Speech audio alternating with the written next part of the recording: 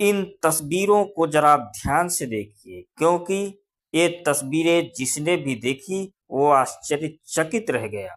देश के प्रधानमंत्री एक युवा नेता के पैर छू रहे हैं, और एक नहीं, दो नहीं, तीन तीन बार छू रहे हैं।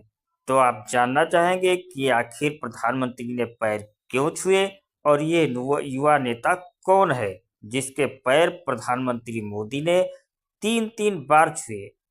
अब ये सवाल सोशल मीडिया से लेकर राजनीतिक गलियारों में भी तैर रहा है, घूम रहा है, और हर कोई इसका जवाब जानना चाहता है।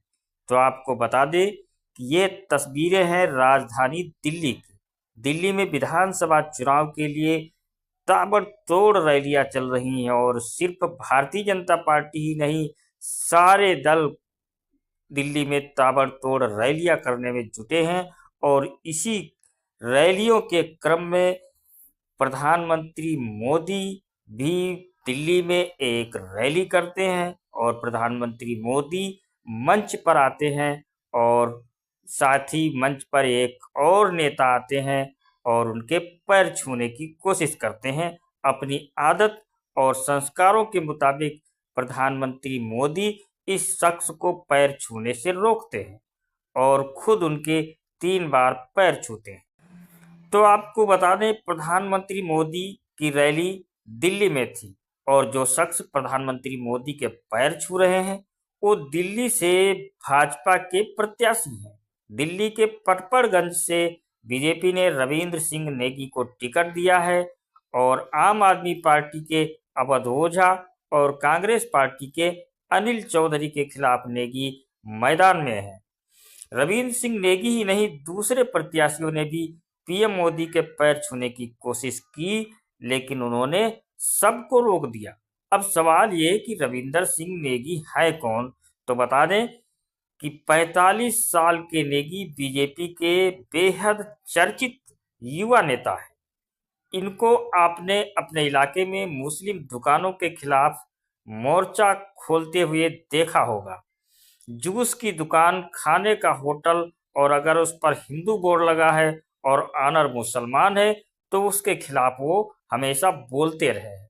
वह इसी विधानसभा के तहत आने वाली विनोद नगर एमसीडी से पार्षद भी हैं, और रविंद्र सिंह नेगी बीजेपी का दिल्ली में एक बड़ा चेहरा है, जिसके चलते चुनाव में हारने के बावजूद एक बार फिर से उन्हें टिकट दिया गया है, प्रत्याशी बनाया गया है।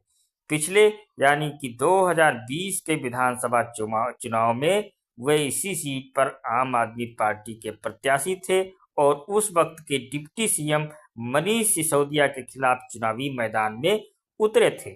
जीत तो नहीं मिल पाई थी, लेकिन हाँ, कड़ी टक्कर जरूर दी थी रविंद्र सिंह नेगी ने मनीष सिसोदिया को, और मनीष सिसोदिया से मैच 3807 वोटों से रविंद्र सिंह नेगी पराजित हो गए थे। इस बार उनके सामने सिसोदिया की जगह अवध ओझा को चुनावी मैदान में उतारा गया है। दावा यही किया जा रहा है कि केजरीवाल ने मनीष सिसोदिया को पटपड़गंज की बजाय जंगपुरा से इसलिए उतारा है क्योंकि उनकी हार यहां से तय थी। बीजेपी नेता रविंद्र सिंह नेगी करोड़पति हैं। चुनाव आयोग को दिए हलफनामे के मुताबिक उनके पास 1,78,04,741 रुपए की संपत्ति है। उन पर 8,350 रुपए का कर्ज भी है, और वह पेशे से एक व्यापारी और राजनीतिक कार्यकर्ता है।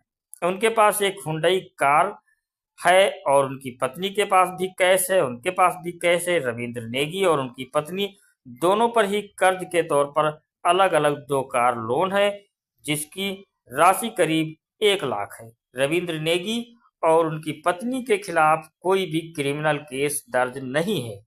अब देखना यह होगा कि प्रधानमंत्री नरेंद्र मोदी ने जिनके पैर छुए हैं, क्या वो दिल्ली चुनाव में अपनी जीत दर्ज कर पाते हैं, अपना परचम लहरा पाते हैं,